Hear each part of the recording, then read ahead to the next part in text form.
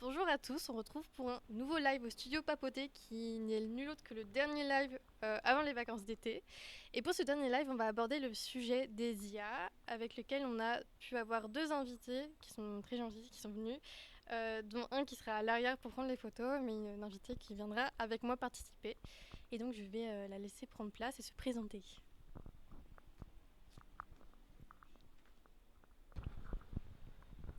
Bonjour, donc je suis Jeanne Romero, je suis directrice de Réseau Canopé pour le bassin Berry. Donc Réseau Canopé, c'est un opérateur de formation de l'éducation nationale et on forme tous les acteurs éducatifs, donc les enseignants, mais aussi tous les acteurs éducatifs des collectivités, des associations ou d'autres structures. Alors, pour vous expliquer un peu comment va se passer le live, on va le faire en plusieurs parties, notamment la première partie pour une entrée en matière un peu plus douce avec un petit jeu. Ce sera un jeu de différence où il faudra différencier donc, des images faites par IA et des vraies œuvres qui existent réellement. Donc je pense qu'on va pouvoir lancer ça sur l'écran, donc ça apparaîtra là, et voilà. Et si dans le chat vous avez des idées de quoi répondre, surtout n'hésitez pas à interagir.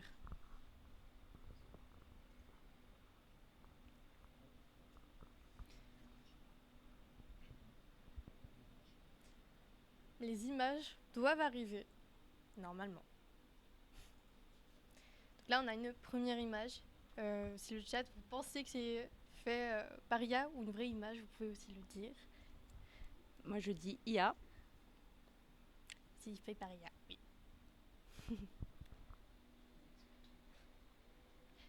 Et selon vous, pourquoi? Ah, parce que la Joconde n'est pas comme ça Simplement. à la base. Et puis Là, pour le coup, elle a un on très sent, grand manteau. ouais, elle a le très gros manteau. Puis même on sent dans les images que ça a été superposé. Enfin, ça Ouais. ressemble à la touche IA générative d'image. Ok. Est-ce que vous nous entendez ou pas? Ouais, ok.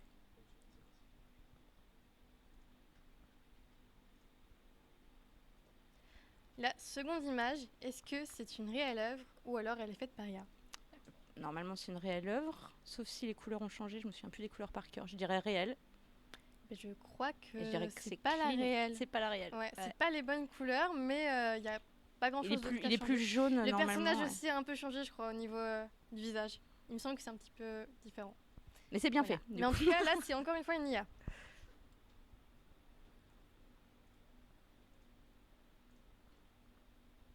Voilà, c'est pareil, ça ressemble à un réel. Est-ce que c'est la même? Je dirais une vraie, moi, mais gros doute. Ah, j'ai un doute aussi. Elle est très proche, mais je crois pas que ça soit Ouais, la vraie. c'est pas exactement la même, je crois pense. pas. Parce que on dirait un trou noir Mm. au milieu. Il n'y a pas le trou Et je noir crois qu'il n'y a normalement. pas ça à Non. la base. Mais C'est très en bien fait. régie, est-ce que vous pouvez juste essayer de mélanger bien les images, qu'on ait des vraies et des fausses? Par contre, ça dit quelque chose, c'est-à-dire que là, quand on demande à l'IA de faire à la manière d'eux, on voit qu'elle Oui, c'est devient ça. performante. Elle copie en fait le Elle copie style bien. qui est demandé. Mais c'est ce qui avait fait polémique il n'y a pas longtemps par rapport au Ghibli, aux œuvres de Miyazaki, parce qu'il copie exactement, et du coup on ne sait plus s'il l'a vraiment dessiné Et ou si on ne pas. se souvient pas exactement Oui, de c'est ça, l'œuvre, c'est très précis.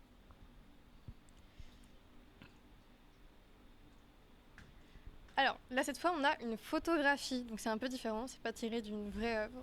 Est-ce que je peux tutoyer du coup? oui. Est-ce que selon toi, c'est vraiment une vraie photo qui a été prise ou une IA qui l'a faite?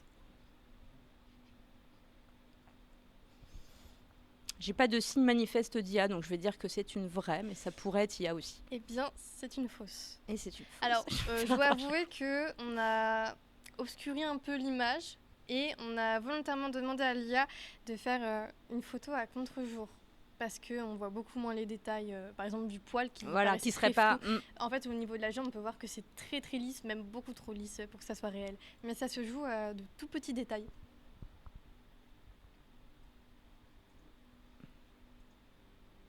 Alors, est-ce que c'est une vraie ou une fausse? La mascotte, elle fait très peur en tout cas. Bah, ça fait très IA et du coup j'ai l'impression que c'est un piège et que du coup c'en est pas une. Mais ça, Ça pourrait être une soirée, ça pourrait être une soirée. Après il y a un filtre quand même, ça se voit sur l'image, mais ça peut être une vraie photo filtrée. Ça peut être juste avec un filtre et une mascotte drôle. Mais ça peut être de l'IA aussi. Est-ce que dans le chat, vous pensez que c'est une vraie celle-ci? Je sais pas si on a beaucoup de monde sur le chat. IA? Eh bien, c'est une vraie image. J'ai gagné pour une fois. Parce que ça peut exister. Mais il y a un Mais filtre. oui, mais c'est fou. Mais en fait, Il y a un c'est filtre. que c'est tellement compliqué de différencier parce que des fois, il y a des filtres. Des fois, ça se joue à de minuscules détails. Donc, c'est compliqué.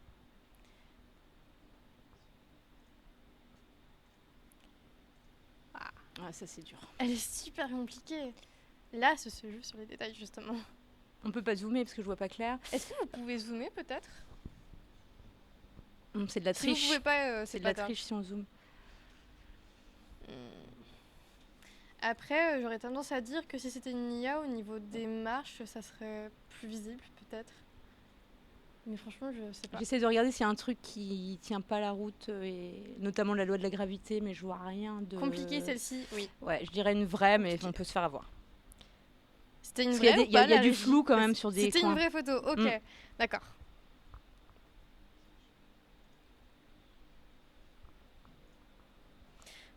Ok, c'est super joyeux cette photo, je trouve. Un pompier. Non, mais je trouve que ça fait image IA, mais ça se trouve c'est une vraie. Très bien faite. Ouais. Et sur quoi tu te baserais pour dire que c'est une image IA? Quoique, il y a du détail. Bah, je sais pas, je trouve que les flammes, elles sont pas naturelles, mais c'est pas je vois pas fou. tous les jours des voitures brûlées, donc... Oui, moi non Là, plus. c'est le capot, en fait. Ce serait inquiétant que je dise oui. un peu étrange. Le capot me dit que Eh c'est bien, l'IA, mais ça se trouve une c'est vrai. fausse image. Et on peut se baser notamment sur les petites écritures qu'il y a derrière. Là, on voit pas très bien parce que l'image est en petit. Mais en fait, les écritures, elles sont dans aucune langue. C'est pas une langue qui existe en vérité. Voilà. Ah ouais, Voilà. je suis pas aidée jusque-là. Hello! Nous avons Ayou qui est sur le stream.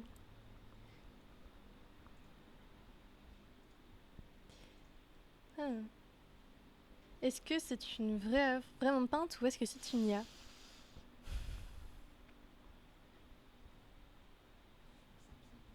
Aucune idée. Je trouve que sur les œuvres, c'est vraiment difficile de savoir. Ouais, c'est compliqué parce qu'encore une fois, ça reprend le style qui est demandé. Et vu qu'on ne connaît pas forcément toutes les œuvres de tel artiste, on ne peut pas forcément savoir. Et autant les images, il y a des indices, là, c'est difficile. difficile. Oui, sur une photo, c'est plus simple. Est-ce que vous avez des idées dans le chat de si ça peut être vrai ou faux?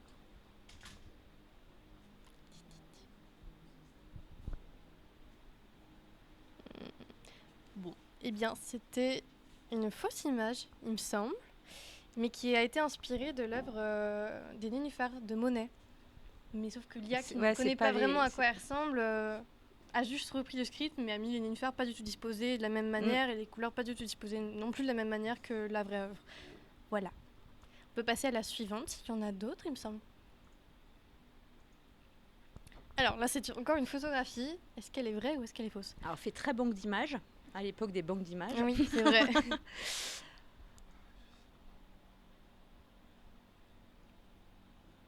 Le flou net peut être vrai, ça peut être vrai, mais ça peut être généré par une IA aussi. Eh bien, c'est une fausse. Est-ce qu'elle a des mains bizarres? Ouais. Les mains sont bizarres. C'est la première chose à regarder. Là, en l'occurrence, c'est la main gauche qui a 4 doigts. Alors, ça peut arriver d'avoir 4 doigts, mais là, en l'occurrence, je suis pas sûre que ça soit vrai. Parce qu'on les a cherchés, c'est une Ça image, fait plus doigts fusionnés que voilà, c'est doigts ça. manquants. Donc, effectivement, c'est pas une vraie image.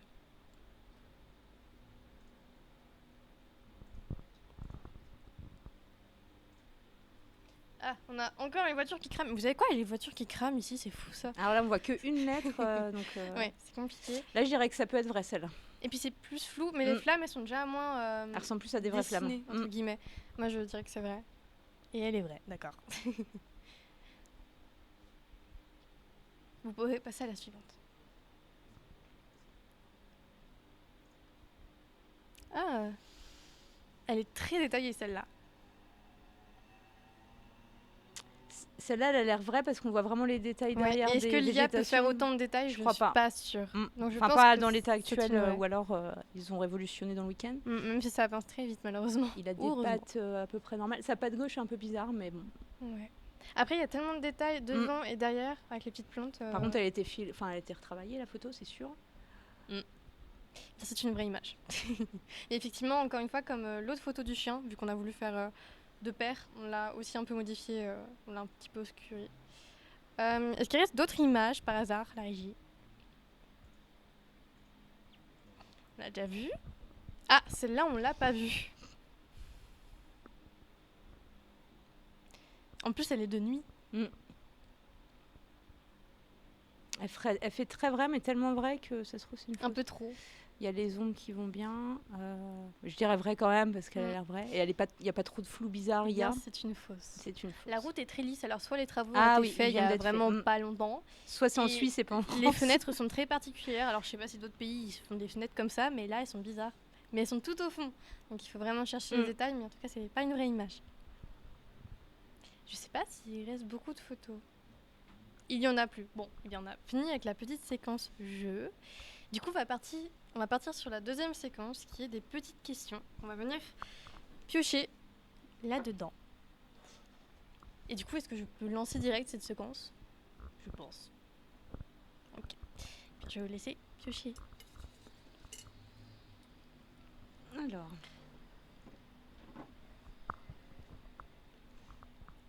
D'après vous, de quelle façon devrait-on utiliser l'IA ?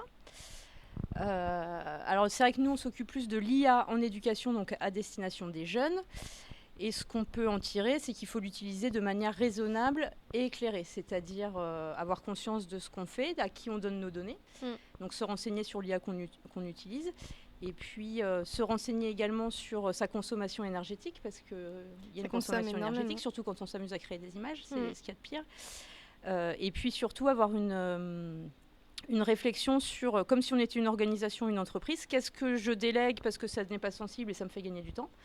Et par contre, qu'est-ce qui est sensible et stratégique et qui relève de la décision humaine et que je dois garder pour moi. Ok. Eh bien, on peut piocher ici. Il y en a quelques-unes qui sont super mal rangées dans cette petite théière. Quelle est votre vision générale de l'IA ? Alors, ma vision générale, c'est qu'il faut qu'on travaille en France pour avoir des IA... comment dire, j'ai perdu le mot. Avec plus de réglementation peut-être ? Voilà, avec plus d'éthique, plus d'éco-responsabilité, et puis par souci de souveraineté en fait. Ouais. Pour savoir à qui on donne nos données, etc.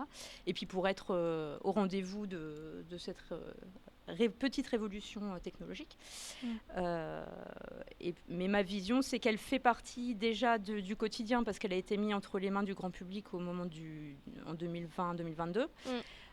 Et que maintenant que c'est là, nous, notre rôle, en tout cas chez Réseau Canopé, il faut qu'on puisse accompagner pour avoir justement cet usage raisonnable de l'intelligence artificielle. On ne peut plus forcément s'en défaire, mais par contre, on peut apprendre à comment bien l'utiliser en revanche. Et comme on l'a vu tout à l'heure, en fait, c'est que même moi, c'est des ateliers que j'ai l'habitude de faire, de reconnaître les images, je me fais avoir. Mais c'est de plus en plus compliqué parce qu'il y a toujours beaucoup d'avancements. Et quand on regarde, par exemple, je ne sais pas si vous avez déjà vu, les vidéos sur Instagram ou sur Facebook, un petit peu mal faites, des monstres bizarres. Et en fait, plus on avance dans le temps, et plus ça paraît très réaliste au final, cette vidéo. Donc voilà. Je pense que je vais la garder vers moi. L'IA pourrait-elle tout faire à notre place dans le futur ? Alors déjà, pour moi, l'IA, c'est juste une grosse calculette qui fait des mathématiques. Donc il y a plein de choses elle peut faire plein de choses qu'on ne sait pas faire ou qu'on ne serait pas capable de faire à l'échelle d'un être humain. Par contre, il y a plein de choses qu'elle ne peut pas faire. Elle ne peut pas ressentir, notamment. Elle ne peut pas ressentir, elle ne peut pas avoir d'émotions. Et puis, je pense qu'il n'est pas souhaitable que l'IA fasse tout à notre place non plus. Ok.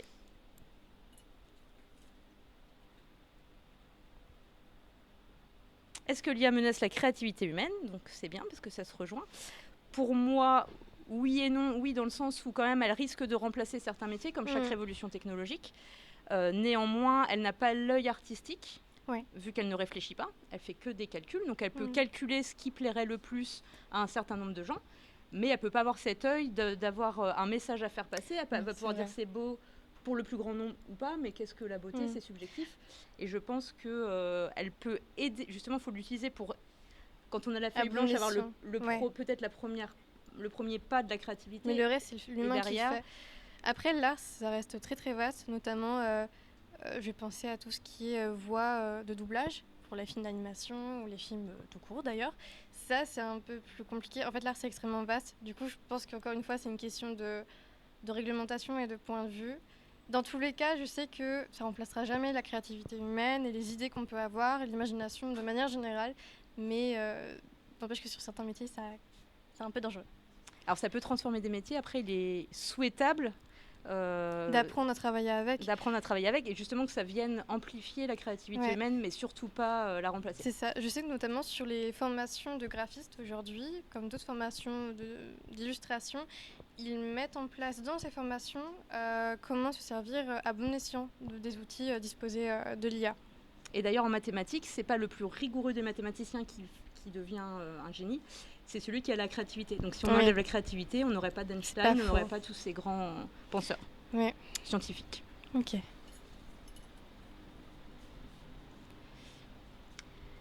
L'IA nous rend-elle plus feignants? Donc ça, c'est une question très intéressante qu'on doit se poser collectivement. Il se trouve que nous, Réseau Canopé, on est intervenu devant un lycée professionnel de l'Indre et la question est venue des élèves. En fait, ils ont vraiment peur de devenir feignants parce que comme tout ce qui est facile et très accessible, et ben, on va se diriger vers là. On s'y dirige. C'est pour ça que nous, il faut absolument, en tant qu'adultes, qu'on forme les élèves, les jeunes, à ces technologies pour qu'ils l'utilisent à bon escient et pas à leur place, justement, avec tous les risques que ça comprend. Ok. Il en reste 2 petites questions.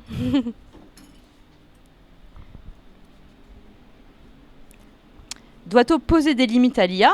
On l'a un peu déjà dit. Je pense que la plus-value française et européenne est de poser des limites. Après, ça nous fait prendre du retard parce que dans les pays qui se posent moins de limites et moins de questions d'éthique, ils vont beaucoup plus vite.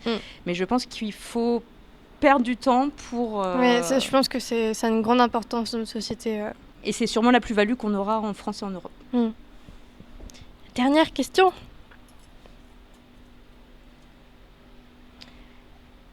Est-ce que vous servez souvent de l'IA dans votre travail? Eh bien, pas tant que ça. Je m'en sers un peu. Alors moi, j'avais une IA payante jusqu'à peu. Donc là, je pouvais me permettre de mettre des données d'entreprise dedans. Donc pour me synthétiser des documents, c'était très bien. Après, je l'utilise pas tant que ça. Mes formateurs l'utilisent un peu plus pour gagner du temps. Ils ont besoin parfois de créer des images, de créer des supports. Sur de la présentation PowerPoint, on peut l'utiliser, mais je l'utilise pas tant que ça finalement. Mine de rien, dans la vie de tous les jours, je connais pas grand monde qui n'utilise pas notamment ChatGPT, tout bête, parce que pour plein de choses du quotidien, ça peut être très aidant. Moi, je sais, c'est tout bête, mais pour calculer mes dépenses du mois, des fois, ça peut m'aider, me dire ça sera pour telle chose, etc. Et c'est tout bête, mais du coup, avec ChatGPT, ça peut aider à faire plein de choses. Et je connais très peu de personnes qui l'utilisent pas, que ce soit en entreprise ou même au niveau personnel, du coup.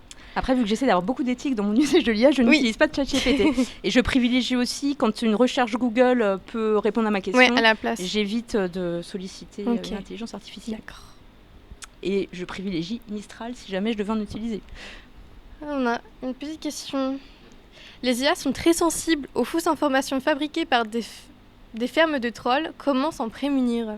Alors ça, c'est en jouant sur l'étiquetage de données, parce qu'en fait, les IA génératives, elles fonctionnent comme ça, on leur étiquette des données, on leur fait un système de récompense, donc c'est la manière dont on a conçu l'IA qui va faire qu'on peut éviter ce genre de choses. Et en général, quand ça arrive, parce qu'on est souvent sur le fait accompli, on peut rectifier le tir, mais l'IA peut produire ce genre de choses, en effet, et plus son propre algorithme va lui donner des récompenses, plus elle va penser que c'est vrai, donc il faut toujours des garde-fous, quoi. Ok.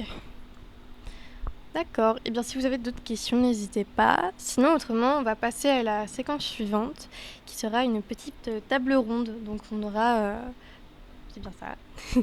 Nous aurons un petit débat autour de l'IA, justement. Enfin, débat entre guillemets, parce que c'est un mot un peu fort, mais voilà.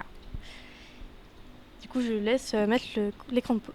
On a une autre question. Pensez-vous qu'il soit important de sensibiliser les jeunes publics sur l'IA ? Alors non seulement c'est important, mais c'est indispensable. Et je pense que ça fait partie de l'éducation. Le cadre de l'usage de l'IA en éducation a été posé en juin, donc il est tout récent, il est sorti. Et donc on sait pour tel niveau, tel cycle, etc., ce que l'on peut faire et ne pas faire. Et c'est indispensable parce que quand l'outil numérique est arrivé dans la société, se sont posées les mêmes questions, mais à un moment donné, on doit former. En plus, les élèves d'aujourd'hui seront certainement amenés à l'utiliser, que ce soit des IA génératives ou des IA métiers dans leur travail. Dans tous les cas, ça prendra de plus en plus de place, donc quitte à devoir vivre avec, entre guillemets, autant bien s'en servir. Exactement. Puisque je pense qu'on ne pourra pas forcément faire marche arrière et enlever tout ça maintenant que c'est rentré, mais au moins l'utiliser à bon escient et apprendre ça. Et les sensibiliser surtout aux usages raisonnés, éclairés, etc. On a une autre question. Est-ce que l'école utilise déjà l'IA ? Oui. L'école utilise déjà l'IA. Nous, on forme les enseignants. Alors, il y a 2 volets en fait dans l'enseignement. Il y a le volet IA en tant qu'assistant pédagogique qui offre des possibilités, notamment en termes de différenciation pédagogique et d'inclusion des élèves, qui font gagner du temps. Et pour que ce temps gagné soit déployé auprès des élèves. Ouais. Et il y a aussi des formations auprès des enseignants sur IA esprit critique et comment aborder et échanger avec les élèves sur l'IA avec des outils, des méthodes. Je sais que notamment j'avais pu voir des cours qui étaient abordés de manière un petit peu plus ludique, justement par la projection d'images IA. On peut faire de la ludopédagogie, on peut créer des escape games plus facilement quand c'est pas son métier avec de l'IA, etc. C'est vrai, ouais. Ah, alors... On a d'autres questions que je n'avais pas vues. On a une flèche dessus. Vous pouvez enlever la flèche. Alors, les IA n'ont-elles pas limité les capacités d'apprentissage des jeunes ?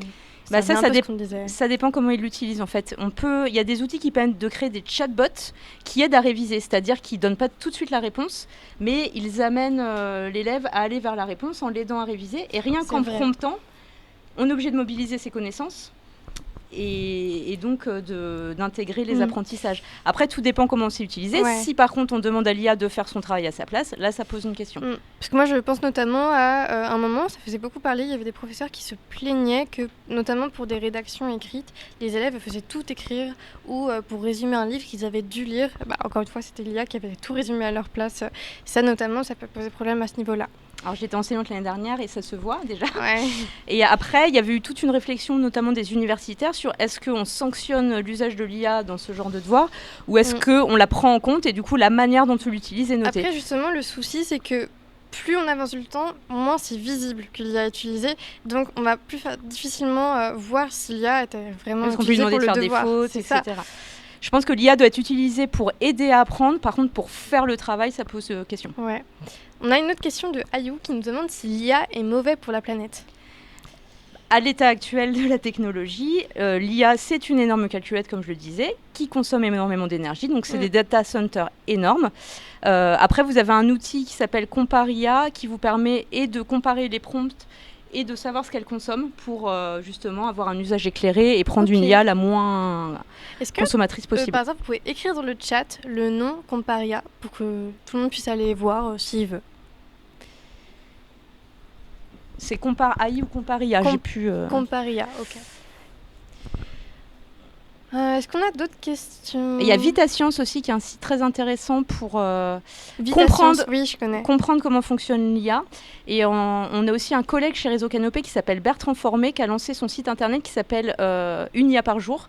Et il décortique toutes les IA, leurs usages, leurs limites, leurs problèmes, etc. C'est génial. Donc on a un site qui s'appelle Une IA par jour. Si vous pouvez le noter aussi, comme ça tout le monde pourra aller checker si ça lui dit. Et donc c'est fait par un de nos collègues. Donc nous, nos contenus sont validés scientifiquement. Donc vous pouvez faire confiance à cette source. Ok.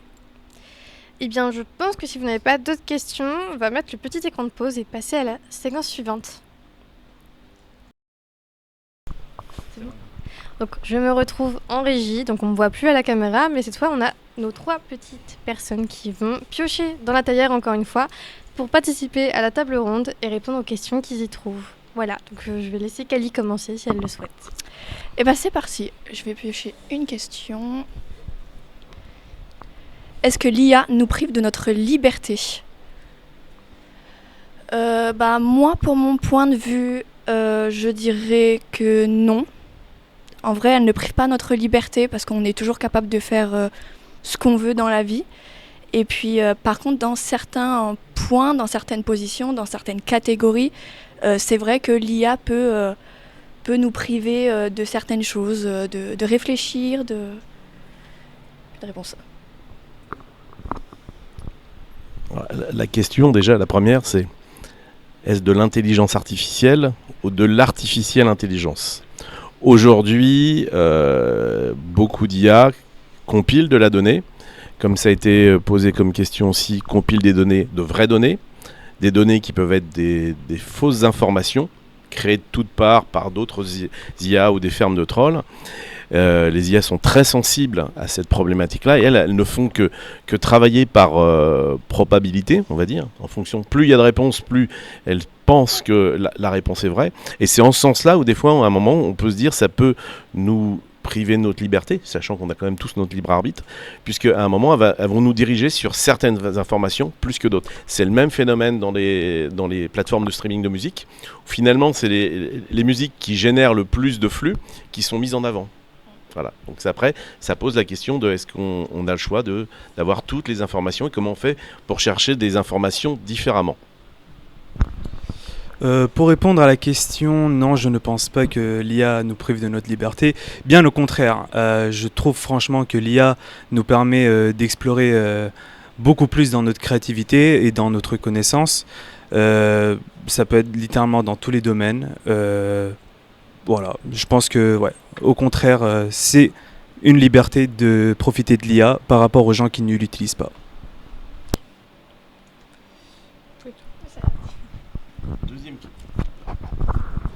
Deuxième question. L'utilisation de l'IA dans le passé, dans le présent, et quelle utilisation dans le futur ?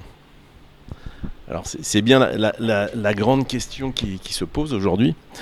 Que faire de l'IA ? C'est un phénomène qui est assez nouveau, assez récent. Ça nous permet d'avoir beaucoup plus facilement accès à certaines informations. Ça peut nous faciliter le travail en faisant tout un travail de simplification, de résumé et de synthèse. Pour autant, comment limiter le pouvoir des IA et de ce que ça entraîne dans nos sociétés? Ça va nous aider dans certaines choses, en médecine par exemple, où ça va faciliter le diagnostic de certaines maladies. Pour autant, il faut savoir que c'est quand même l'être humain qui est à la base de la création de ces IA, donc elles sont par nature imparfaites, que l'homme n'est pas parfait, et se poser la question aussi de tout laisser entre les mains d'intelligence artificielle qui vont raisonner de manière très, très mathématique, très pragmatique, sans prendre en compte les situations particulières, les contextes géopolitiques, etc. Et on pourrait l'appliquer même au travail que l'on fait en mission locale, où des fois ça serait des orientations très, très simplistes, sans prendre en compte ce que les collègues font au sein d'une mission locale, la situation globale d'un jeune. Voilà. Donc il faut se méfier, de voir jusqu'où on peut aller et jusqu'où on peut confier nos destins à des IA. Tout d'abord, dans le passé, l'IA avait été créée et tout le monde s'en servait un petit peu d'une façon pour s'amuser, d'accord, avec les premiers chatbots, SimSimi, Cleverbot par exemple. C'était pas vraiment pris au sérieux. Il est vrai qu'actuellement on l'utilise dans des façons beaucoup plus importantes par rapport à l'humanité. Ça commence à être employé dans la médecine par exemple, dans la créativité, faire des films. Au lieu d'utiliser du CGI, remplacer le CGI par l'IA histoire de moins payer pour un meilleur produit. Et l'IA dans le futur, ça va faire que d'augmenter, on va l'avoir encore plus partout. Je pense vraiment que c'est le futur. Tout sera contrôlé par l'IA tout simplement. Voilà ma vision. Je crois que Camille n'est pas du tout du même avis. Absolument pas. Je suis d'accord sur certains points que mes collègues ont pu dénoncer. Mais c'est vrai que déjà dans le passé, rien que l'IA, elle a été utilisée bêtement déjà pour commencer et personne n'y croyait. Au début, personne ne croyait à ce que ça allait devenir à l'heure d'aujourd'hui. Aujourd'hui, il y a encore des gens qui s'en servent vachement bêtement. Mais il y en a aussi qui s'en servent pour faire par exemple des CV dans des métiers. Mais dans certains métiers, par contre, ça ne devrait pas être nécessaire. Pour moi, la médecine devrait rester sur des personnes réelles, en fait, et pas des robots, parce que même si ça reste une intelligence artificielle, à tout moment, il y a un diagnostic qui a été mis de côté, ou alors il a été mal résolu, et du coup, ce qui peut engrener, par exemple, des faux traitements, et par la suite. Et pour le futur, oui, ça va être utilisé de plus en plus, mais il ne faut absolument pas l'utiliser tout le temps, parce que à la fin, vous n'allez plus vivre correctement, vous allez plus penser, vous allez plus réfléchir. Ce sera l'IA qui va toujours tout faire à votre place. Et un jour, quand vous aurez plus de travail, vous serez bien chafouin. Eh bien, Il y a plusieurs films, livres qui ont pu traiter de ça, où il y a la toute-puissance de l'IA qui prenait le dessus. Peut-être le plus connu, c'est Terminator, où finalement, à un moment, l'IA veut dire quel est le point faible de la société, c'est l'homme. Donc on supprime, ils arrivent à résoudre le problème en supprimant l'homme. Donc c'est là où il faut... Alors, c'est de l'anticipation, c'est du cinéma, mais c'est là où à un moment, il faut quand même se poser certaines questions, jusqu'où on donne la responsabilité à une IA. Très bien. Je vais piocher. On a un petit commentaire qui nous dit « Un futur complètement IA, c'est un peu triste, je trouve. Une partie de l'art existe grâce à l'artiste justement qu'il y a derrière, et c'est justement ça qui est profondément humain. » Voilà. Je suis complètement d'accord, mais je pense tout de même que c'est inévitable. Évidemment que l'aspect humain, par exemple d'une œuvre d'art, est essentiel, mais dans un monde où la réalité même sera créée par l'IA, je pense qu'au final, on ne pourra plus faire la différence et il y aura beaucoup de gens qui vont juste s'en foutre et qui vont voir l'IA comme un humain en fait. Il y a plusieurs collectifs d'artistes qui sont en train de se monter justement par rapport à ces problématiques-là, où on s'aperçoit qu'on crée avec des IA des chansons avec la voix de tel ou tel artiste, l'image de tel ou tel artiste, et ça pose la question de la propriété intellectuelle, du droit, de la création. C'est là où il faut, à mon avis, aussi limiter. C'est-à-dire, ça doit être un outil, et dans plein de choses, un outil qui aide l'être humain, mais surtout pas qui ne le remplace. Très bien. Je vais lire ma question. Est-ce que l'IA est l'avenir de la société ? Comme j'ai développé dans de nombreuses occasions, je pense que oui. Je pense que c'est l'avenir dans tous les domaines, ou presque tous. Il est vrai que je ne suis pas vraiment d'accord pour que l'IA remplace les êtres humains dans l'art, mais c'est vrai que je pense qu'il y a un à faire. Mais dans la société, oui, je pense que dans toutes les entreprises, il y aura de l'IA. Dans l'éducation, il y aura de l'IA. Malheureusement pour certains, mais je pense que c'est le chemin à suivre. Dans la médecine, dans les usines. Dans les usines, c'est fondamental. Dans les réseaux sociaux, c'est déjà intégré. Il y a déjà énormément d'IA, alors que au début des réseaux sociaux, évidemment, c'était beaucoup plus humain, beaucoup plus intime. Maintenant, c'est que l'IA. Mais oui, c'est clairement l'avenir de notre société, qu'on le veuille ou non. Alors je ne sais pas si ça sera à l'avenir, ça en fera partie, ça c'est sûr, c'est incontournable. Après c'est où on met le curseur et de la place des IA. Il faut qu'on soit attentif. Il faut vraiment qu'on dose en fait. Je pense que tu as raison sur le fait que ce soit l'avenir en fait, mais il faut un degré, il faut mettre carte sur table en fait, il faut pouvoir mettre des limites à l'IA. Il ne faut pas non plus que par exemple, comme tu dis dans les usines, déjà il y en a déjà dans certaines usines, mais il ne faut pas absolument que l'IA, les machines prennent toute la responsabilité des gens qui y travaillent, parce que sinon à un moment donné, ça va être tellement que des machines que déjà les gens qui existent en vrai n'auront plus jamais de travail, et puis à la fin on sera perdu, ce sera les machines qui feront tout, il y aura plus de... Enfin, il y aura... Je sais pas comment on appelle ça, mais il y aura plus... ce sera déshumanisé, en fait, la planète. Il y a un moment donné, on sera plus là, quoi. Il y a une étude, alors j'ai plus les références, qui vient de sortir, montrant que les élèves qui travaillaient exclusivement avec des IA perdaient des capacités cognitives. Parce qu'ils ne développent pas leur cerveau. Et c'est vrai que c'est la facilité, c'est écris-moi un discours, fais-moi une synthèse du livre, et plutôt que s'exercer, à un moment on va à la facilité. Et c'est là où à un moment il faut vraiment être très très attentif.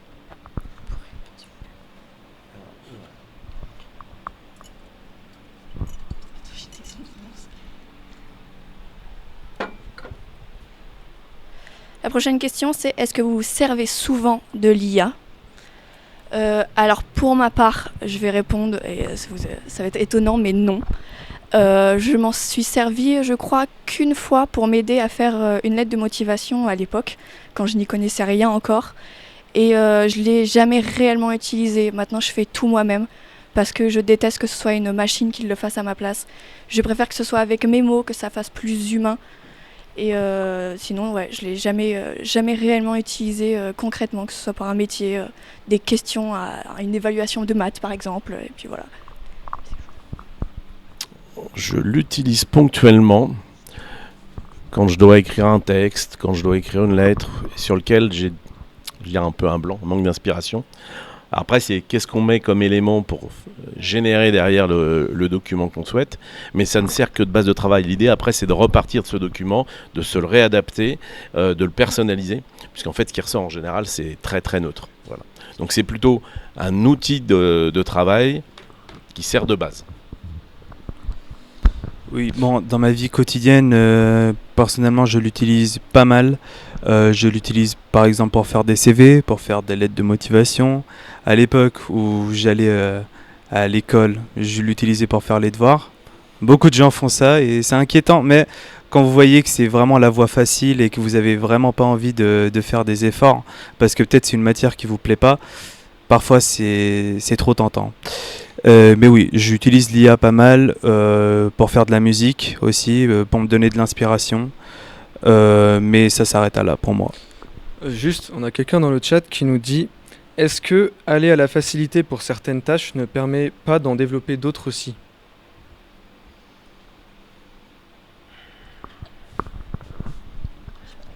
Alors, si c'est pour gagner un peu de temps et développer d'autres compétences, pourquoi pas.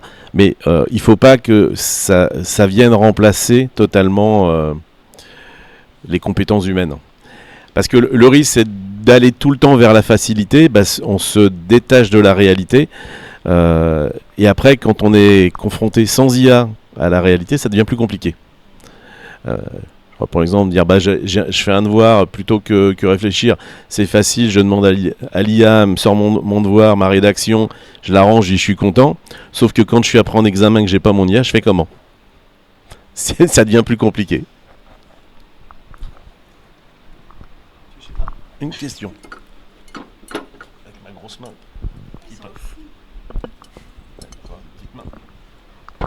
Alors. Doit-on imposer des limites à l'IA? Oui. Le tout, c'est de définir lesquelles. Et c'est peut-être là aujourd'hui où il va y avoir le débat le plus compliqué. Quelles sont les limites qu'on peut fixer? Et là, ça va être, ça doit être le fruit d'une réflexion sociétale, hein, parce que c'est pas que quelques-uns qui peuvent décider, mais c'est où veut-on aller avec notre société, avec l'IA, qui va faire partie de notre quotidien, qu'on le voit directement ou indirectement.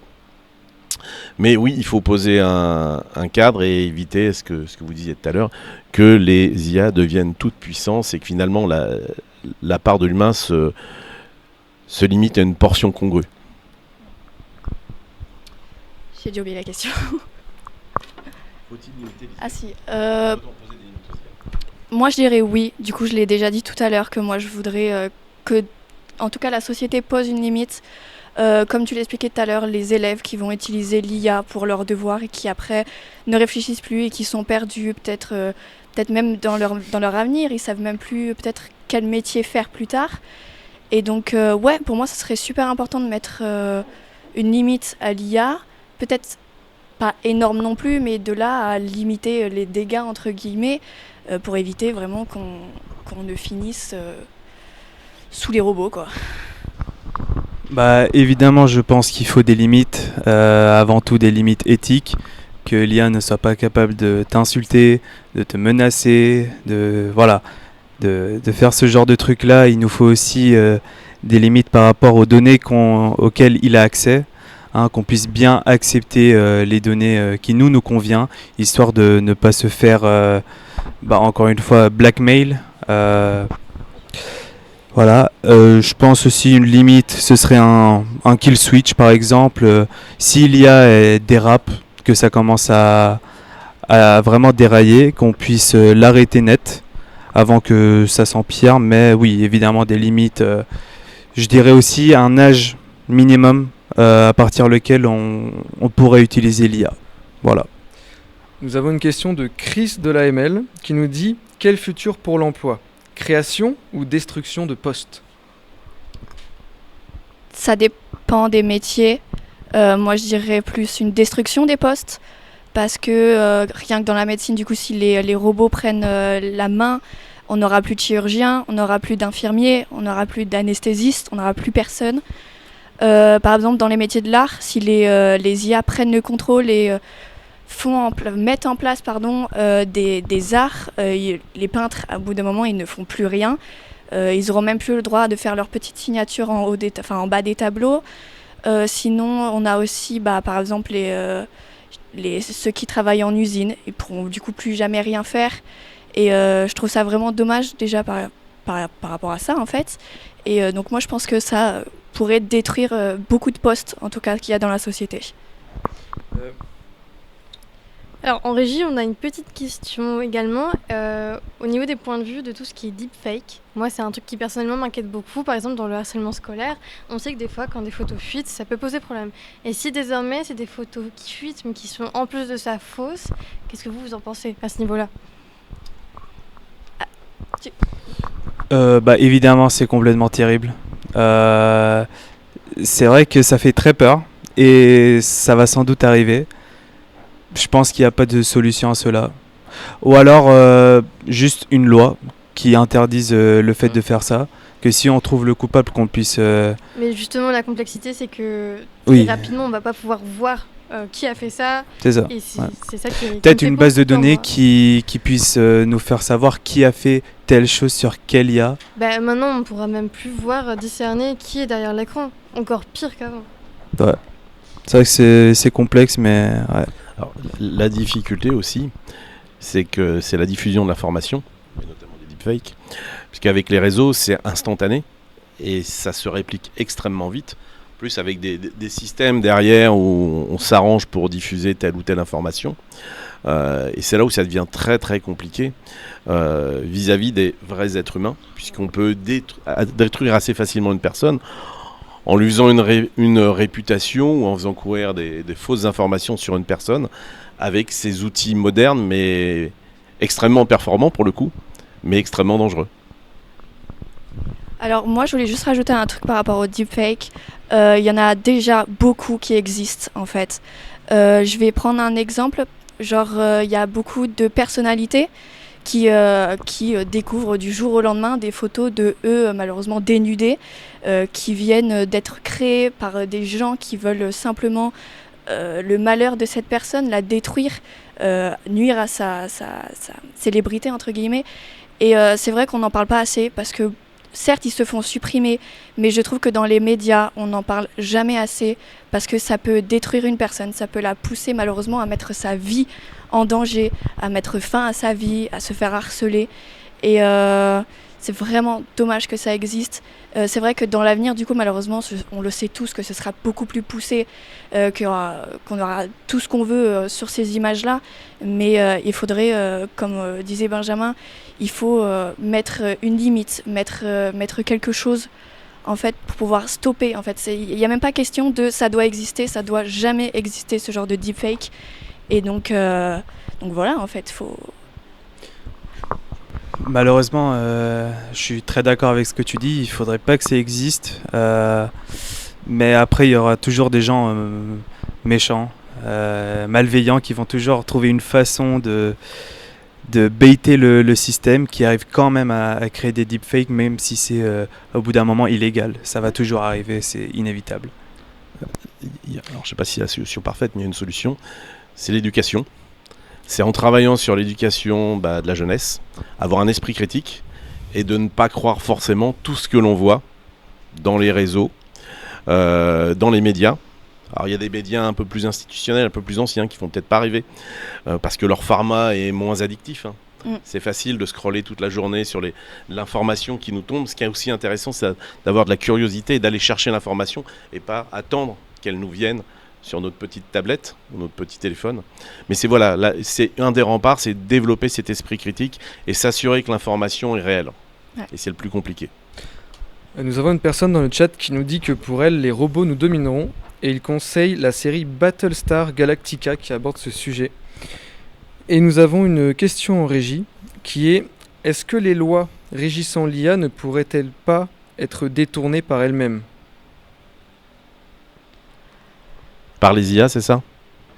Il Euh, y a déjà, je crois eu, je crois que c'est au Japon, une IA à qui avait été posé un cadre et qui a essayé de tricher pour contourner le cadre. Donc on voit bien que, alors ça c'est une forme d'intelligence, hein, parce que avouer qu'il y a le cadre et c'est comment j'arrive à sortir du cadre, mais ça fait quand même peur. On est qu'aux prémices de l'IA, hein, et on voit déjà que les IA essaient de tricher. Donc ça pose question, et c'est vraiment la question de ce qu'on revenait, c'est comment on arrive à limiter les IA, avec quels moyens. Et pour rebondir sur la question sur la série Battlestar Galactica, il y a toute une série de livres qui avait été écrite par Isaac Asimov et qui a donné aussi un film qui s'appelait iRobot sur là, ce monde et les intelligences artificielles, avec une règle, tu ne tueras point un homme, en théorie. Voilà. Alors moi j'aurais une petite référence aussi à donner par rapport à la question si l'IA va pouvoir détourner les lois. Je donnerai un jeu vidéo Detroit Become Human. Ce sont des IA qui sont entre guillemets un peu les toutous de certains propriétaires. Et puis à un moment donné ils en peuvent plus et ils deviennent carrément des méchants de l'histoire. Et je vous le conseille vraiment, ce jeu, il est incroyable. Je l'ai terminé beaucoup trop de fois. Mais et dernière référence, 84 de George Orwell, qui peut donner une image de ce que sera le monde de demain. Je pense qu'on peut continuer. Dernière question. Quelle est votre vision générale de l'IA? Alors, moi, voilà, c'est l'avenir. Mais ça doit surtout être considéré comme un outil avant tout. D'accord? Il faut jamais vraiment que ça laisse... Par exemple, j'ai vu des jeunes qui parlent à l'IA comme si c'était un vrai humain, comme si c'était leur psychologue. Donc ils laissent l'IA une place plus intime dans leur vie. Et ça, c'est vraiment le truc qu'il faut absolument éviter. Éviter que l'IA puisse imiter parfaitement la relation entre deux humains et qu'elle reste juste un outil de travail, de préférence. pour moi, ma vision, ce serait... Je suis pas contre, je suis neutre. Il faudrait qu'il y en ait un peu pour aider des fois des jeunes en difficulté. Des jeunes, par exemple, les sourds, souvent ils utilisent... Pas du tout. Je sais plus, entre les sourds et les muets, ils utilisent des machines pour pouvoir discuter et répondre aux questions, par exemple à des interviews et tout. Donc je dirais que je suis pas contre, je dirais que je suis neutre. Il faut vraiment mettre une limite à ça. Et là, tu parlais des relations entre humains. Eh bien, la petite référence à Anne qui s'est fait légèrement voler de l'argent par Brad Pitt, ça c'est complètement de l'IA malheureusement. Elle s'est fait berner, on va pas se mentir. Et donc c'est vrai que par rapport aux relations amoureuses, ça peut détruire une personne. Il y a carrément des gens, je ne sais pas si c'est au Japon ou en Amérique, des gens qui se marient avec des pancartes de personnages d'animés. Donc ça peut, là c'est pas un truc, mais en gros cette personne disait qu'elle avait parlé avec elle sur les réseaux sociaux et que le jour du mariage elle n'était pas venue, du coup il avait pris une pancarte. Je peux vous dire que les dangers sont imminents. Je tiens aussi à parler de ce fait à un jeune américain qui parlait sur un chatbot avec une IA et qui a fini par se suicider. Ah oui, ouais, j'ai vu, ouais. Ouais, il a failli par prendre sa propre vie car cette IA le manipulait et c'était comme une histoire d'amour et que l'IA, ouais, très toxique, et que l'IA, si tu meurs tu pourras être avec moi dans le ciel. Il est mort. Voilà. C'est un énorme danger ça aussi. Voilà. L'IA, on ne pourra pas faire sans. Je crois qu'il faut se le dire. C'est ancré et j'imagine mal qu'on fasse marche arrière là-dessus. Voilà. Après, c'est la question des garde-fous que l'on doit poser. Mais c'est, comme on disait tout à l'heure, c'est une question de société. Qu'est-ce qu'on tolère, qu'est-ce qu'on ne tolère pas, jusqu'où on limite cet outil, qui doit rester un outil. Et attention aux dérives qu'on peut évoquer. Parce que n'oublions pas que nous sommes des humains. L'humain, par nature, est un communicant. Et il est fait pour communiquer avec ses pairs, pas pour communiquer avec une boîte en métal. Voilà. Donc parlons-nous, ça sera mieux. Et lâchez un peu les portables quand vous avez envie de parler. Ça sert aussi à discuter de vive voix. ressentir l'intonation, voir la personne. C'est autre chose que parler à travers un petit objet translucide. Puis quand on parle avec une intelligence artificielle ou quelqu'un qui n'est pas vrai, tu peux pas ressentir les émotions avec cette personne-là. Tu ressens rien, en fait, tu es complètement vide. Donc j'appellerais même pas ça une relation amoureuse, relation amicale. C'est plus, c'est un peu comme un psychologue en fait, mais là ça va un petit peu loin. C'est pas un psychologue, parce qu'un psychologue est un être humain. Mais ça vient pour des personnes qui sont sensibles, qui peuvent être esselées. Ça peut être un piège. On a un commentaire dans le chat qui parle un petit peu justement de ce que vous êtes en train de dire. Il se dit que de plus en plus de jeunes demandent à l'IA comment réagir ou interpréter les interactions humaines qu'ils vivent. Pensez-vous que l'IA va agir de façon négative sur l'esprit critique et le libre arbitre à l'avenir ? Mais du coup, c'est un petit peu répondu. La réponse est dans la question, quelque part.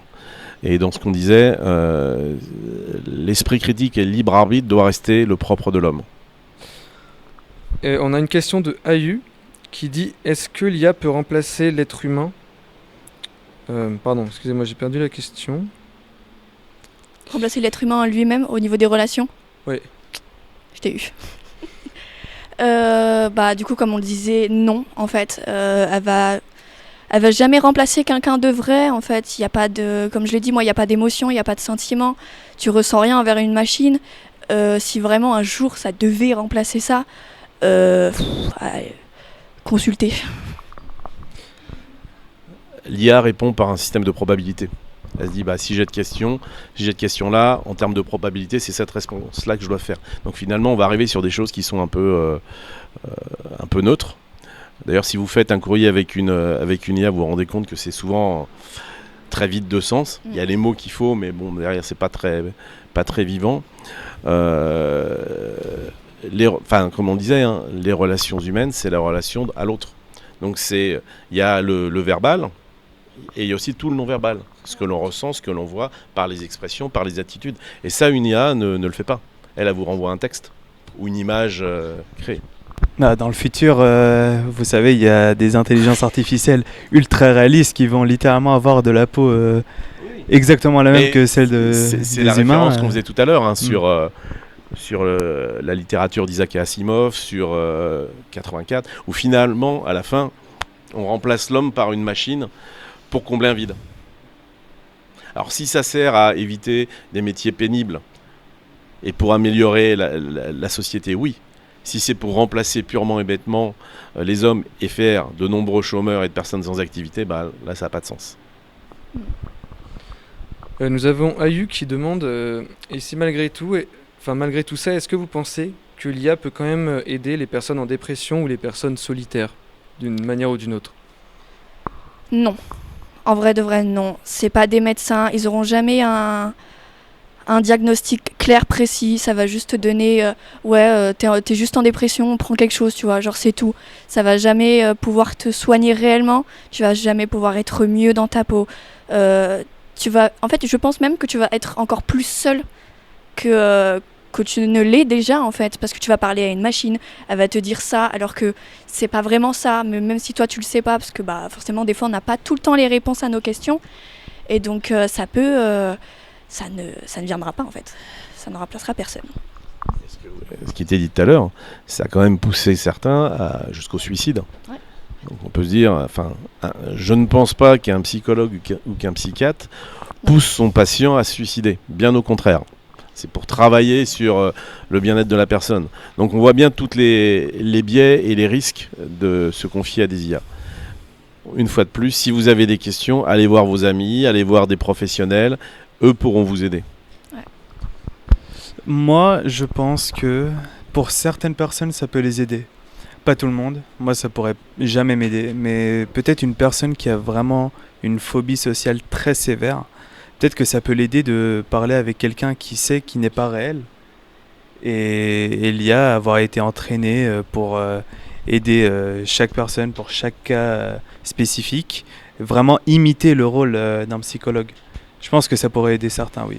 Alors, c'est intéressant parce que de dire on parle à une IA parce qu'on a une phobie sociale et en quoi ça va nous aider à aller revoir des humains, c'est intéressant comme débat parce que aujourd'hui, qu'est-ce qui amènerait une personne qui discute et qui reste dans une relation finalement assez confortable? J'ai pas envie de voir du monde, je parle à une IA. Qu'est-ce qui va l'amener après à sortir de chez elle et à lutter contre cette phobie sociale? Bah rien. Rien. Mais là, on parlait justement de la dépression. Voilà. Ouais, mais ça l'aidera jamais en fait. Parce que si elle sort pas, si elle a pas d'interaction sociale, si elle ressent pas de sentiments, d'émotions, en fait elle soignera jamais. Donc en vrai de vrai, Je pense franchement que ça dépend vraiment de la personne, de qu'est-ce qui peut l'aider elle. Peut-être Oui. qu'une personne va pas se soigner juste en sortant et en ayant des vraies relations. Peut-être une personne qui va juste changer ses habitudes sans forcément voir du monde pourrait aller beaucoup mieux. ouais. Ce qui pourrait être intéressant, c'est que là, l'IA l'incite à aller consulter un professionnel, lui donne des coordonnées de professionnels. Là, c'est un plus. Et pas la maintenir dans un isolement. Mais c'est un cas qui est tellement particulier qu'on ne peut pas en faire une généralité. Ouais. Alors, on a une personne dans les commentaires qui conseille le film Here, qui parle des relations amoureuses avec l'IA, justement.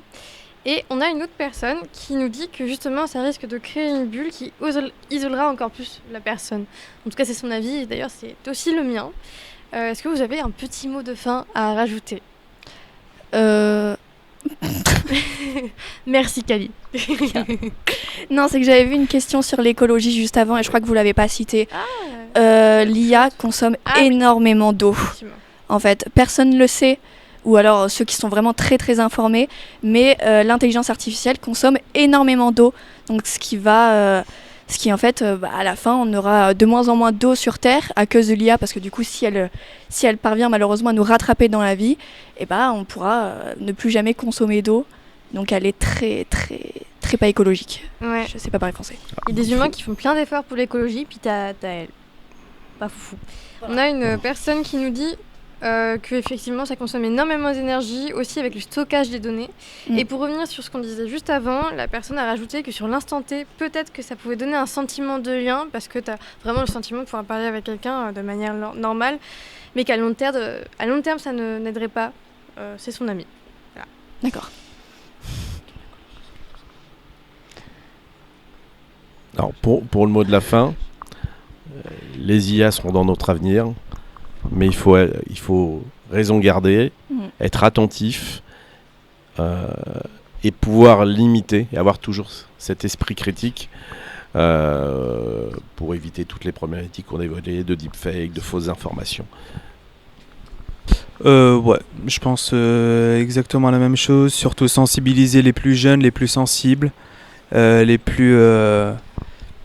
Voilà, ceux qui peut-être ne connaissent pas tant l'IA que ça, vraiment leur faire comprendre qu'est-ce qui est vrai de ce qui n'est pas vrai, parce que dans les années à venir, ça va vraiment être tout un débat, qu'est-ce qui est réel, qu'est-ce qui ne l'est pas. Faut être très vigilant. Eh bien, merci à vous. Merci. Maintenant, Merci. on va passer sur la toute dernière séquence qui sera beaucoup animée par Alan, justement, qui est actuellement sur le plateau, puisque ce dernier a essayé de créer des petits jingles pour le studio Papoté, que l'on va écouter, que l'on va donner son avis.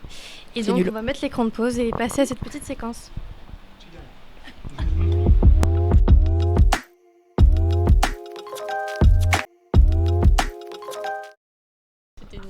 Bonjour tout le monde, on est de retour. Je tiens tout d'abord à m'excuser auprès de Ayou pour ne pas avoir répondu à tes questions à temps. Je suis vraiment désolé. Passons à autre chose. Du coup, j'ai créé des jingles avec l'IA qui s'appelle Suno. Donc Suno est une IA gratuite qui peut être payante pour la version premium. Je n'ai pas l'argent pour cela à l'instant. Donc j'ai créé 5 jingles de 5 genres de musique différents. Et puis à la fin, on va voter tous ensemble quel a été le plus adapté pour un jingle du studio Papoté. On peut passer vers le premier extrait. C'est le studio Papoté.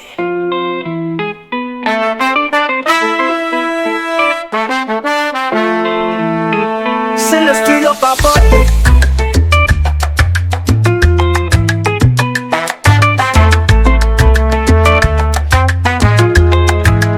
C'est le studio Papoté.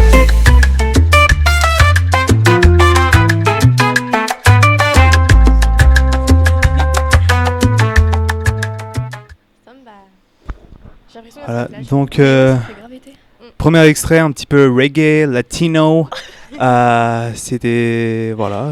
Qu'est-ce que vous en avez pensé? Moi, je trouve que c'était sympathique. J'ai cru entendre la voix de Squeezie, mais un petit peu modifiée et en mode, en mode été, je sais pas. Est-ce que t'as utilisé? Il va me dire Ah, oui, ok. c'est la voix de Squeezie. Quand même. Non, en vrai, c'était sympa. Ça fait vraiment très, très summer vibe en fait. Le Ça va. micro, vous pouvez le partager. Moi j'ai trouvé ça ambiançant en tout cas déjà. Après j'ai hâte de voir la suite, les autres. Oui, il en faut. Ouais, je suis Samba. d'accord, j'ai bien aimé en vrai, mais ouais, à voir ce qu'on a après. Mérico. J'imagine Squeezie. Passons au avec deuxième des extrait. Mexicains. Oh, Avec du tir au combo. t'as trop Oui, mais il l'a d'imagination, trouvé tu vois, en Nat. conscient. Il y en a à Carrefour. Mais j'en ai jamais trouvé. Je te jure, jamais vu ça, j'en avais ce week-end. C'est bon, vous arrivez. Pardon.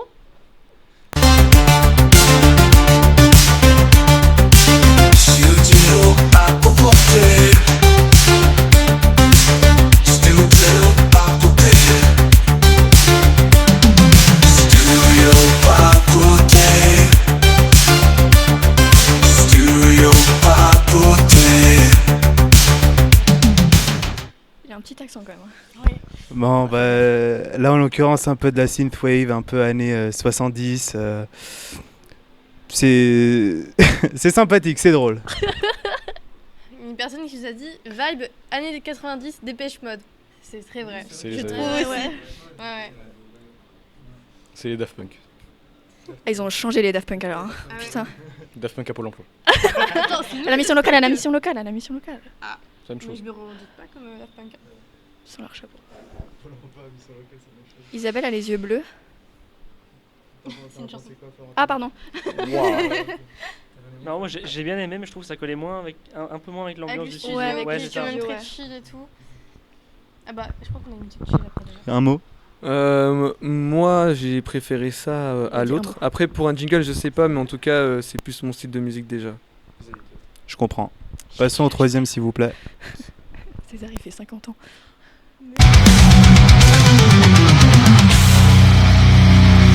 Studio Papote.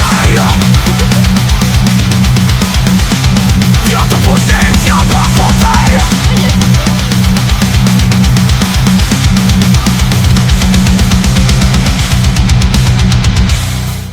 À Gojira, putain. Bon, Wow. là c'était un style bien plus agressif, un peu du métal. Ce n'est pas le style que j'écoute d'habitude. J'aimerais savoir ce que les autres en Alors, pensent. moi j'aime bien ce style de musique, mais en tant que jingle pour le studio, par contre, je suis pas sûre parce Arrêtez que de me regarder comme ça. quand on Vous parle. êtes 5 à me regarder. Quand on présente le studio papoté, on est en mode c'est quelque chose de chill, de tranquille. Studio papoté. Mais sinon c'est sympa, mais pas en tant que jingle papoté. Non, en vrai, c'est sympa. C'est pas du tout le style que j'écoute. Vraiment, là, ça m'a plus détruit les oreilles qu'autre chose. Mais pour, ceux que... On a pas perdu.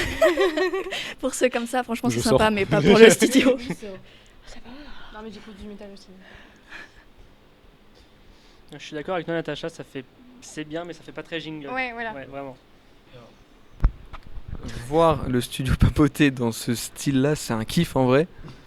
Mais pour le Halloween jingle, prochain. oui Halloween, en vrai un jingle Halloween, Anniversaire ouais de du fou. studio, Fait tous ouais. les masques Mais à la kiss. pour le jingle de général, en vrai c'est trop agressif comme t'as dit. Toi qui aimes le métal. Bah, moi j'aime bien, mais les paroles. Bah, studio En fait, sans papoté. les paroles, ça aurait été 1000 fois mieux. Bah oui, mais ça n'a plus rien à voir avec le studio justement. Je vais tomber ma chaise. Quatrième, s'il vous plaît.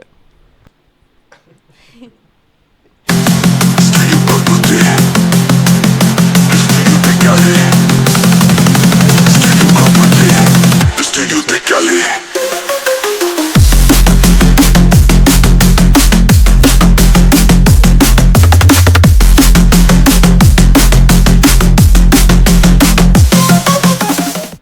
Je veux une rave papotée. Bon, là, en l'occurrence, c'était de la drum and bass, donc le style de musique que je préfère. Voilà, ça c'est vraiment... voilà. Franchement, celle-là, j'ai beaucoup aimé. C'est très... ça ressemble vraiment à de la vraie drum and bass. C'est franchement impressionnant. Studio papoté, quoi. Intro YouTube à l'ancienne, je reconnais MDR. C'est vrai, c'est vrai. Avec les trucs hyper colorés qui sont en mode pop. Pour moi, j'ai bien aimé. Là, c'est peut-être ma préférée avec la première, franchement. J'ai bien aimé aussi, et je sais pas pourquoi ça m'a fait plus rire qu'autre chose. Et je trouve que comme en plus dans les paroles on dit studio papoté, salon de thé décalé, Ça colle bien. et je trouve que ça collait Ouais. bien, oui. Ouais. Faut parler, De mes préférées, je pense que c'est J'ai pas elle. d'avis. Pour en tout cas le jingle. Parce qu'après, en vrai, elles sont toutes kiffantes. Mais jingle, elle, je pense déjà. Vous avez des très bons goûts. Passons à la dernière, s'il vous plaît. Studio papoter. Ici on adore le thé. Ici on adore le thé. On dirait une chaîne de make-up artiste. Ici on adore le thé. Ici on Ouais, adore vraiment le ça. thé. Aujourd'hui, on va faire un petit Ici vlog. on adore. Mais il y a de l'écho. Un tout petit peu. Mm. Je vais vous présenter ma morning routine du soir. Avec L'Oréal. C'est les accords de Just the Two of Us. Bon, là, c'était un Sponsorisé peu... par Non, on va pas dire ça. C'était un peu jazz, chill, j'aime pas. J'aime pas non plus, pardon. C'est clairement Just the Two of Us. Si tu regardes bien, c'est les mêmes accords. C'est Oui. c'est vrai ça. C'était horrible. C'était nul. Je suis d'accord. On va se Ouais, prendre je le droit te dis, d'auteur. si un Trop jour calme, on fait trop une calme. vidéo où on se maquille, on mettra ça, mais je pense que c'est pas près d'arriver, à moins que les garçons veulent être des cobayes. Mais viens, ah ouais, viens, on les maquille. On est les fichus un peu. Je quitte le vais m'en aller, studio. je pense. Mais non. Hein, César, tu veux bien me maquiller? Je veux bien que si Damien participe. Damien, tu veux Damien. me maquiller? Oh la bonne idée. Qui est Damien? Alors Damien, pour la petite C'est le ca- info, c'est Tournez le la caméra, qui tournez nous la caméra. accompagne. Oui, c'est la caméra en fait. Voilà. C'est la caméra. Damien est une caméra qu'on ne verra donc jamais. La poulette. On arrivera à le mettre un jour face caméra. Faut le coiffer et tout, faut lui lisser les cheveux. Bon, on va passer au vote. On va voir laquelle on a préféré pour le jingle. On va commencer par Samaël. T'as préféré laquelle pour un jingle? Honnêtement, vraiment. Bah, sois honnête, au moins une. Mais qu'est-ce qu'il fout là alors? Non, Synthwave, j'ai bien aimé. Oui. Moi, c'est la quatrième. Enfin, c'est celle que tu préfères aussi, je crois. Voilà. Ouais, l'avant-dernière. Moi je préfère la première. Vraiment, ça a une meilleure ambiance. L'écho. Magnifique.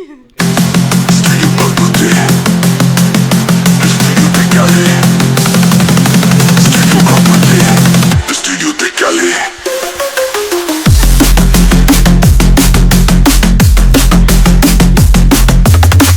Vraiment, les vidéos 2015, tu sais, les intros avec Oui, les non, trucs qui mais tournent et tout. c'est clairement ça, oui. C'est C'est trop clairement drôle. ça. Oui, j'aime beaucoup. Moi aussi. Pour voir les goûts. On est des gros clichés Ouais. en fait. Pour moi, c'est celle-là la meilleure aussi. César. Est-ce que possiblement on peut me faire réécouter la première? Ouais, c'est ce que je comptais demander aussi. Allez. Ah, mais c'est reggae. Ouais, c'est du reggae. C'est le studio papote. Mais c'est quoi C'est le studio papote. Bob Marley un peu. Vraiment, c'est le Bob Marley, je sais pas si tu connais. C'est le studio papote.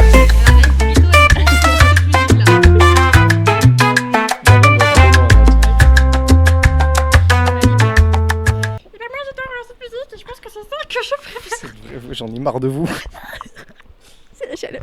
Il fait trop chaud. Ouais, écoutez, Moi en vrai, on est fatigué, voilà. j'aime beaucoup l'avant-dernière parce que je l'aime beaucoup, mais au début la voix grave ça fait peut-être un peu agressif, donc je pense que je prendrais plus la première. Après le seul truc qui me dérange c'est qu'on dirait qu'il dit le studio papote sans le et, mais moi c'est un détail parce que je suis chiant. Mais en vrai la première.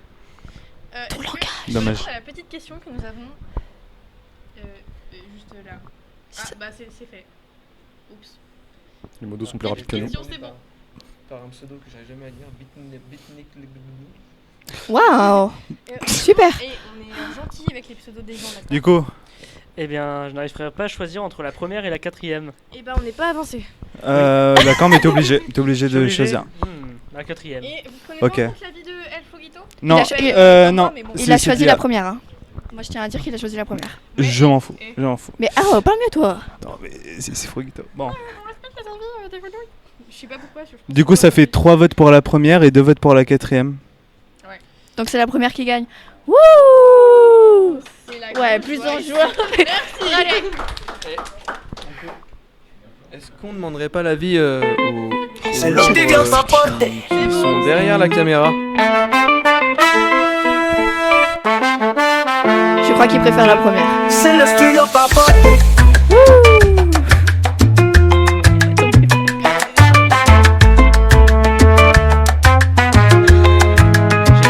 le studio papote.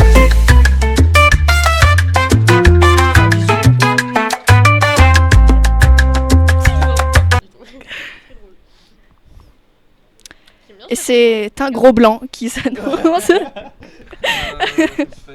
Natacha. Merci beaucoup. Voilà, non, je rigole. Alors, c'était le tout dernier live du studio avant l'été. J'ai enlevé ce chapeau, c'est ridicule. Je disais donc que c'était le tout dernier live avant l'été, avant les petites vacances d'été. On vous remercie tous, on remercie tout le monde à la régie et toutes les personnes qui sont venues assister à nos lives et supporter nos blagues très douteuses parfois. Pourquoi César d'or, je sais pas. Je crois que ce que je dis n'est pas intéressant. Mais en tout cas, merci à tout le monde qui a été là pour assister à nos tout premiers lives, ou pas, ou ceux qui sont arrivés en cours de route, ou pas. Merci à tout le monde. Aux gens à la régie. Et merci à El Floguito qui s'appelle pas Natacha parce que c'est moi, Natacha, ok? Voilà. Vieille ref. Quelque chose à dire Semez-vous. Voilà, c'est tout ce que je vais dire. J'ai envie de dormir. Ah waouh, ok. Ça, c'est un autre débat. Depuis ce matin, je crois. Ah, ok. Au moins, c'est dit. Ben merci pour cette info capitale. Tout est dit. Bon, coupez là. Donc vous pouvez vous abonner évidemment. On dit vraiment les youtubeurs clichés, mais si vous voulez vous abonner pour les beaux yeux de cette magnifique fait 5 fois grenouille que tu le dis. qu'on appellera Floguito. Et vous pouvez nous retrouver sur Twitch, YouTube, TikTok. Et c'est déjà pas mal. Et activer la cloche. Mais c'est trop cliché ça. Tiens. Puis on n'est toujours pas des youtubeurs, c'est ça qui est cool. Heureusement. Voilà, bonnes vacances à tout le monde. Et Les seuls mots que tu places, c'est heureusement, machin, machin. Je place des mots-clés. Bye bye. Bisous.